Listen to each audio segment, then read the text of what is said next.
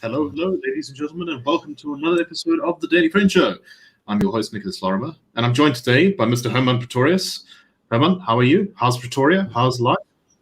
Yeah, I'm well. Pretoria is great. Still the administrative capital of a formerly racist, oppressive nation, and life generally is continuing despite all the odds. So, indeed. And Mr. Marius Roodt. Marius, how are you? How's Nick? How's it, Herman? Right, so let us get into the story of today, and that is a scandal that's engulfing the Democratic Alliance, or the DA, as we call it. And that is that one of the senior members of the DA, a guy called Bonginkosi Madikizela, who is the leader of the DA in the Western Cape, and is also a candidate for the DA's mayoral, is someone competing to be the DA's mayoral candidate for Cape Town, has been accused of lying on his CV about holding a BCom degree in human resources. According to reports in the media, Madikizela gave the DA a CV that he submitted to the mayor when he applied to be mayor, which said that he held a BCom degree in human resources, but actually he only, I think, had a few years, like 2 years, and didn't complete the degree. Madikizela said, quote, "It is true that I did not finish my BCom degree. Having a degree or not did not advantage me in any of the positions that I'm currently occupying. I previously applied for the Premier position, that's Premier of the Western Cape, and now for position to become Cape Town Mayor, and a tertiary qualification was never a requirement for a political position in South Africa." So he's currently, I believe, an MEC in the Western Cape government, and Western Cape Premier Alan Winde said, "I'm deeply concerned by allegations that Minister Madikizela's biography contains information which is not true, as well as claims that he misled a journalist in this regard, and welcome that this matter is being urgently investigated to determine the facts. I'll be also meeting with Minister Madikizela later today to discuss the matter." So this issue has been referred to the DA's Federal Legal Commission, which will, it says, investigate the accusations and determine whether any sort of sanctions should be applied. Of course, the ANC's leader in the Western Cape Legislature, Cameron Dugmore, said that Madikizela should be suspended because he lied about his CV. So let me start with you, Herman. What do you make of this? How serious of an offense is this, and should Bonginkosi Madikizela be sanctioned for this by the DA if it turns out to be true? Well, I think the issue has several levels, and I do think that Mr. Madikizela is being disingenuous when he says tertiary qualification was never a requirement for any position he'd applied to, because that's true, but that's not the problem. The problem isn't there's a brouhaha because he doesn't have a BCom degree. That's not the issue.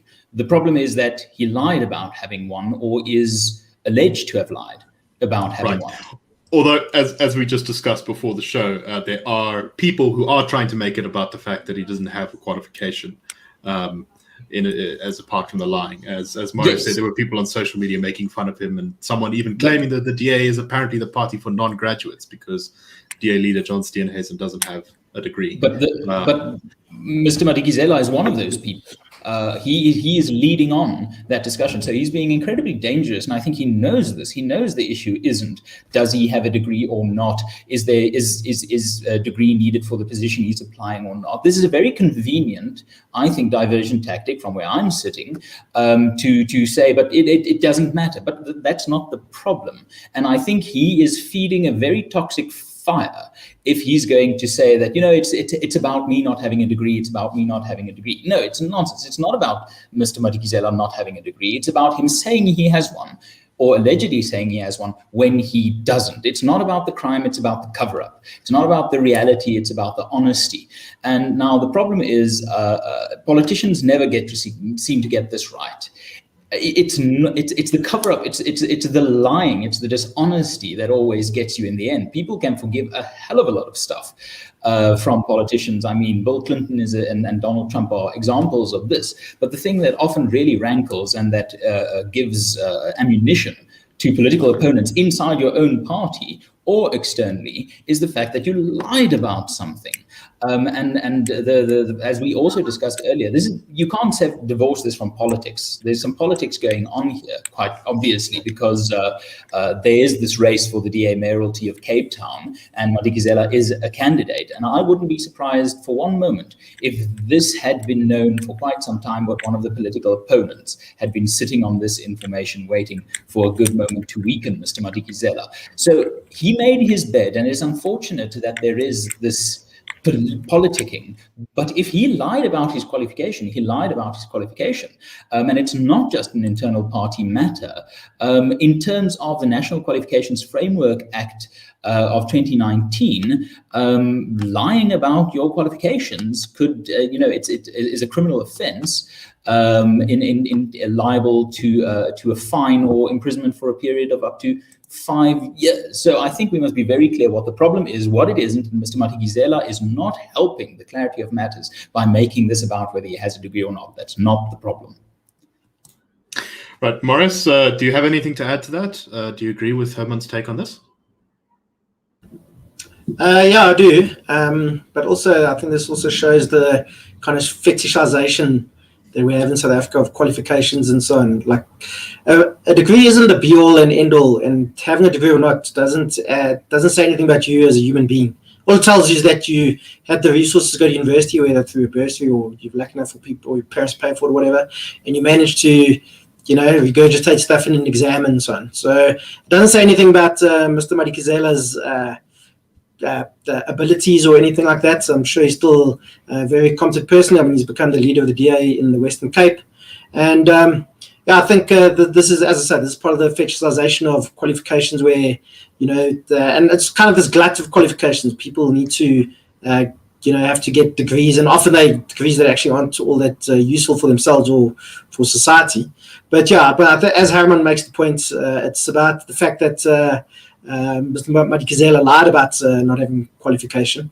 And I mean, it's obviously not great that he lied, but I mean, I do think he needs to face some form of punishment. As I think you mentioned before, and Nick, perhaps needs to step down from leadership positions in the party for now, maybe a public apology or whatever the case is. But I mean, and the DA also seems to be held to a much higher standard than other parties. I mean, we've seen Ace Magashule, who, I mean, it seems pretty open and shut case that he's been involved in criminal activity in the Free States. I mean, from stealing a PDF painting to being involved in massive corruption at the Estina Dairy, for example, and all kinds of other things. And everybody's like, "Oh, cool, you're just gonna, he's gonna hang around for another 30 days. You probably won't stand down at the end of it." And most of the people who are going on about Mr. Madikizela probably wouldn't vote for the DA anyway. But that said, though, I don't think this should be swept under the carpet. It is. He did make a mistake by lying about having qualification, and there has to be some form of punishment. I don't think this should be the end of his political career, nor the end of his career in the DA. Right, I pretty much agree with that. With both of your takes, this is a serious thing, and of course, as Hermann points out, the lie is bad. Lying in a position like this, lying about your qualifications is something that you should take very seriously, and I think he probably should step down from leadership positions. But so long as the voters give him another chance inside the DA or from the general public, then maybe he should take another shot of it in a few years. But there should definitely be some sort of sanction. I assume that the facts aren't going to be too much contested, because he's basically said that it's true that he didn't finish his BCom degree. But one thing, Nick, that it was reported about an hour ago before we started recording that Madikizela has been suspended for 14 days pending an investigation by Premier Windi after their meeting yesterday, so that is a development here. It is an escalation, as it were, of the situation. Has he been suspended from the provincial cabinet or from the DA? From the provincial cabinet. By Premier Windi. So still DA leader in the Western Cape and whatever. Yes, I don't think any decision on that has been taken. Windi certainly doesn't have the power to change that position he holds.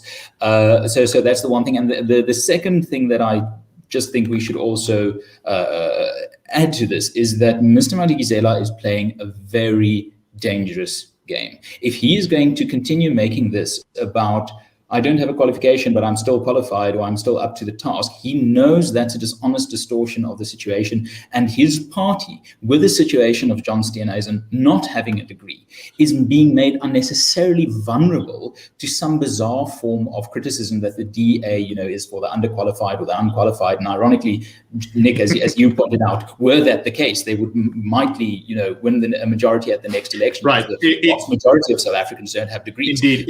If the DA is the party for non-graduates, it would win overwhelmingly in an election. Yes, and it would be probably a more trustworthy party. I say that as someone with two type of nonsensy stuff. But Madikizela is playing a very dangerous game. He knows his party leader, and by extension his party, is vulnerable on this qualification point. To make it about whether he has a qualification or not is going to make life very awkward for John Steenhuisen. Right. No, I do agree with that, but I will say that at least some of that is, as I mentioned earlier, because there has been this public reaction to it, particularly from people in the EFF orbit, either sort of online supporters of the EFF or sometimes from EFF leaders as well. I mean, I know that they've made a lot of hay out of the fact that John Steenhuisen doesn't have a tertiary qualification, and they contrast with themselves. They like to claim to be the party of education, and they have, what's it? Ndlozi did his doctorate. His doctorate recently, and so the EFF is always referring to him as Dr. Ndlozi. And I think Floyd Chivambu's also recently got his degree as well, his doctorate. Right. But exactly. Marius is absolutely right about the fetishization, or whatever, however you pronounce that. Fetishization. That one. Sorry, I don't have much experience with. I don't have as much experience with that as you do, Marius. But I think if you look, fetish has more than one meaning, Hermann, and the fact that your mind goes there. If the situation here is that it's this undeserved shine that a tertiary qualification gives you.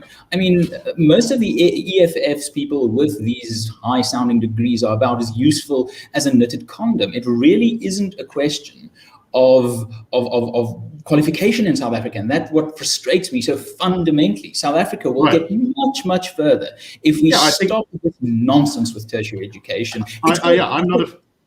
But it's not a panacea. Right, and so I'm not afraid to say that if if the EFF ran this country, it would probably be a living hellscape within a year. Whereas if Steenhuisen ran the country, there would probably be still many issues, but it wouldn't be a post-apocalyptic Venezuelan-style wasteland. Tertiary education really doesn't get you much in terms of quality of leadership, I think. Well, to make a silly comparison, Abraham Lincoln was famously, he didn't have any formal education. He's pretty much seen as the greatest leader the United States has ever had, while Rob Mugabe had something like 7 university degrees. I mean, that's obviously a bit of a facetious comparison, but Jan Smith's, he only had 2 or 3 or 4 years of schooling, arguably one of the most intelligent statesmen of the 20th. He went to Oxford, man. Oh, yeah, he got schooling and then he went to Oxford. Yes. I thought you said... No. I mean, well, Oxford, what's that? Cambridge. You went to Oxford or Cambridge, whatever. One of the two. Is it like an old form of Nando's? But the point is, education is not the same as competence. It's really as simple as that. If Jan Smuts was really smart, he would have gone to Wits or Tux or a proper university. He wouldn't have lost in 1948, but that's the thing. So I think one of the reasons why South Africa, particularly in its sort of online sphere and in that sort of EFF sphere, is that it fetishizes education so much, is because South Africa is a very difficult place to get by, and if you don't have that tertiary qualification, because it is fetishized, it's a reinforcing cycle here, where degrees are fetishized because high school is not valued, because it's not considered credible. People have to get degrees, and then you don't get a job unless you have a degree, and so it sort of creates this vicious cycle of the importance of tertiary education being inflated over and over, and that's a direct consequence of, firstly, our high school education being of low quality, and secondly, of the lack of jobs in the country. That means that you have to really be a very attractive candidate to be employed most of the time, because otherwise you're going to just sit collecting a grant. But, I mean, you also don't want to say, downplay the importance of education. I mean, it's a fact. If you have a degree, you are far more likely to be employed in South Africa, and you're going to earn far more than somebody who doesn't have a degree or didn't finish high school. Right. But, I get you saying that. And there is correlation I've seen between GDP levels and average years of education per people in a country or whatever the case is. So, Yeah. but obviously just because you've been in formal education for 20 years and everybody in the country's been in formal education for 20 years, whatever, that doesn't mean, I mean, obviously what you've been, and there's all kinds of other things that are important and play into it. This is a debate that I think, maybe we should have another time that's to flesh it out more fully about what exactly the role education has in developing a healthy country is. But I think it's worth pointing out there's a lot of countries that are worse, have worse education, at least, in terms of numbers of high school attendees and all that kind of thing than South Africa, that do much better economically. Yes. And in fact, I wonder how often education sort of follows the growth in GDP, because if people have economic opportunities, they can make sure their children have all the right learning stuff. The children don't have to drop out of school to work. There's more jobs, stuff like that. I think, Nick, you're absolutely right. That's why I always draw a distinction between skills development and education, because low-level employment is probably the greatest opportunity for skills development, for economic productivity and life-improved circumstances. Because the inverse of what you're saying is also true. Remember, Zimbabwe has far superior numeracy and literacy rates than we do. So I think that there's a duality of problems here. Personally, I think it is a status thing as well, that tertiary education has become an unhealthy thing, like a status, a symbol. And not just in South Africa, across the world. Across the world, but I think especially in poorer parts of South Africa, very similar to expensive cars that people just simply can't afford, and that they can't drive, but it's just, got a car, got a BMW, so I have arrived. So the number one thing is, I think there's a problematic status associated with it, and the inverse of it is being, statusless if you're underqualified, which is dangerous. And the second thing is, I think I don't want to blame this on colonialism or apartheid, but I do think that there was this bizarre confusion as to the correlation between education and economic productivity that white people in South Africa really experienced throughout, especially from the 1922 Apprenticeship Act. The whole system was just skewed by this idea of worthy people and worthy economic participation and clients and customers. So we're sitting in this situation where I think if we could get back to making skills rather than qualifications the basis for employment, we'd be a hell of a lot better off than we are now. But I just want to make a point on the issue of status, and I think you're right there, Herman, but I think it's also partly linked to the history of our country. I remember during the Fees Must Fall uprisings from a couple of years ago, one of the chants, and I saw it on a couple of posters, was people would say, my mother was a tea girl, my father was a garden boy. And it's kind of, and for a lot of black people, that was, doesn't matter what you did, you were kind of condemned to this life of, just being a laborer sort of, and you didn't have the opportunity to go to decent school in university, no matter how hard you worked and how much initiative you had. So I think that's also part of it, to show, like, you've got past this. Yeah, no, definitely. I mean, so it's a very deeper psychological issues around this too. Right, that's definitely part of the equation here. But I do think we have followed a global trend beyond our own history in actually in fetishizing these things. But anyway, that's a very complicated topic, and I think we should move on for now. But I think it's worth returning to.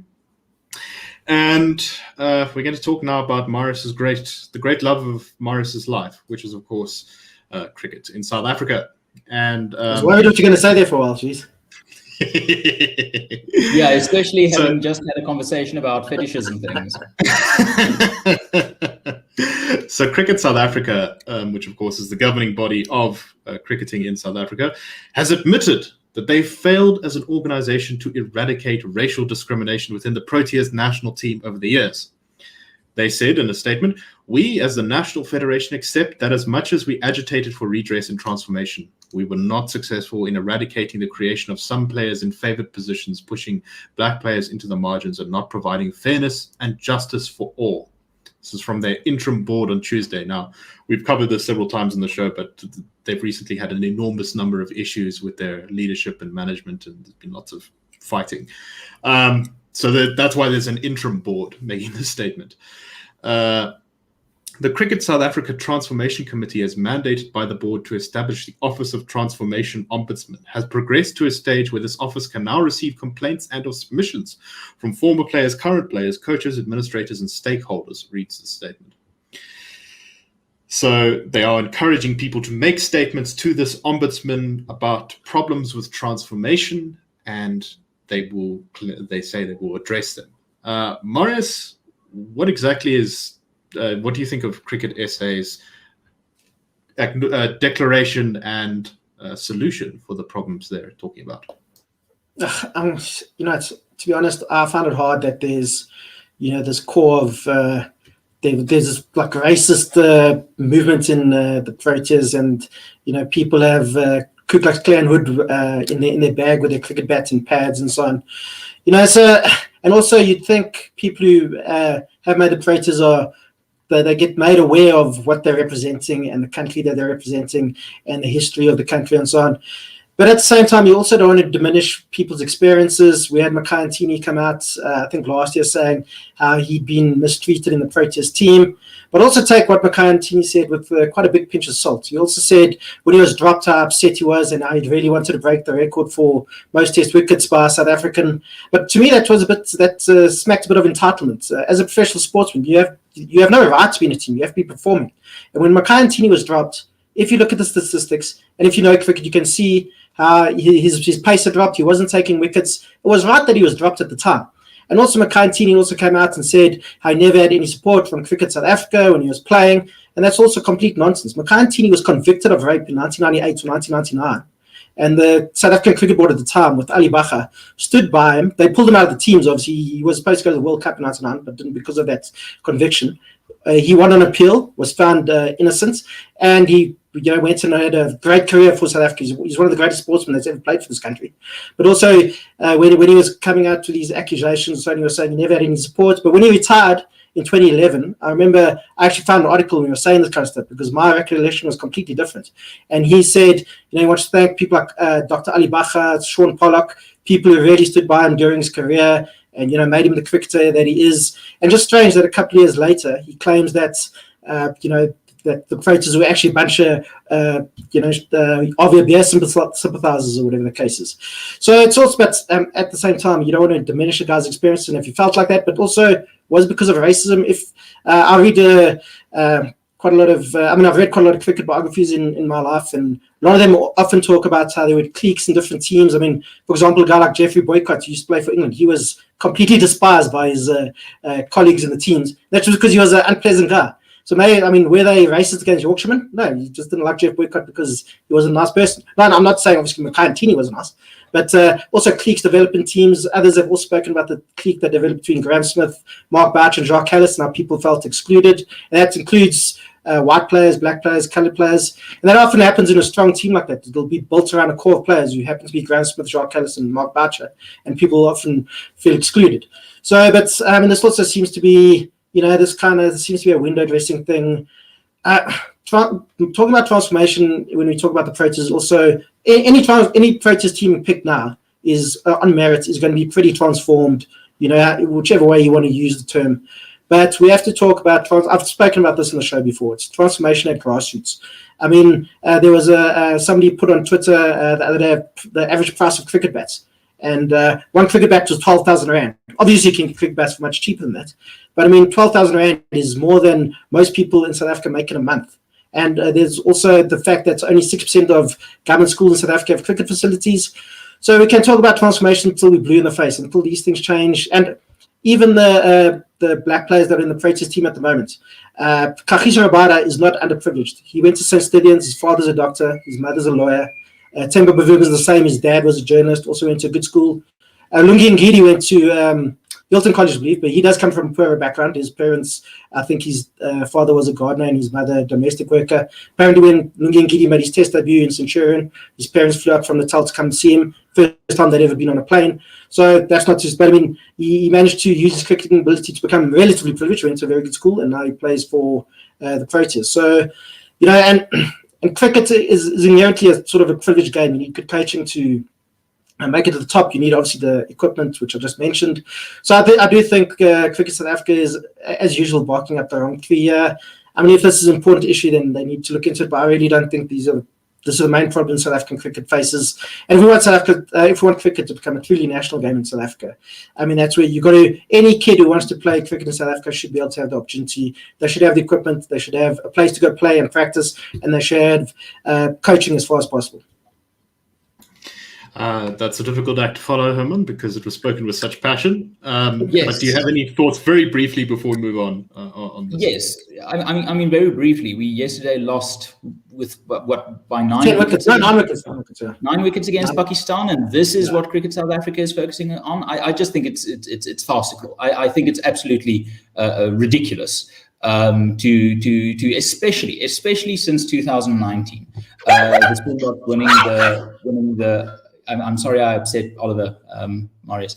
I think especially since the Springboks won the 2019 World Cup with the most racially diverse squad the country's ever had, a squad picked blatantly on merit, as communicated by the coach, under a black captain who saw a country, united behind his leadership, and then 2 years down the line, still be busy with this nonsense about transformation. How about we focus on the transformation of being South African cricket less shit?